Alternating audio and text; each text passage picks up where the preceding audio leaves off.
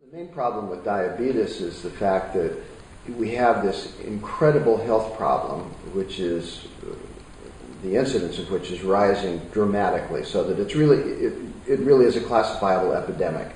And we know what causes diabetes. It's not as if we're dealing with a huge mystery here. There's an incredible agreement across the board as to what the specific costs of diabetes are. But the one thing that we're not looking at is the fact that it's also known that diabetes can be reversed, and that the reversal of diabetes, type 2 diabetes, is not really a tremendously difficult task.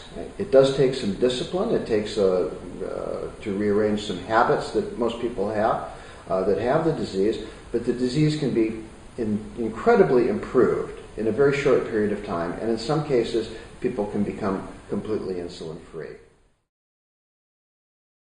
And that is that the assumption is that people won't do anything about it, and so the best course of action is to help people manage the diabetes. This is a term that's always used, to manage the diabetes. What this really means is try to make yourself comfortable while the disease gets worse, because eventually people are going to have a larger requirement for insulin, either injectable or in tablet form. They're going to start suffering from the side effects of the diabetes, which are circulatory problems, kidney failure. So all of these things are going to add up over time. And both the cost in terms of the quality of people's lives and the cost to society as a whole are overwhelming here. Seriously, I do not know how the National Health Service is going to deal with this tsunami of diabetes incidents over the next years. And it's even more tragic in the fact that because we are not willing to make any steps, any coherent steps toward changing the national diet and toward eliminating some of the foods that we know contribute to it, it's the children that are going to suffer the most. The number of obese children in the UK is just developing so quickly, and that's what's down the road for them. Reversing diabetes is not such a difficult task. Because we know that it is the high sugar, high protein, high fat diet that contributes to diabetes, the first phase is always to get those things out of the way. Those are the nutrients that exacerbate the disease.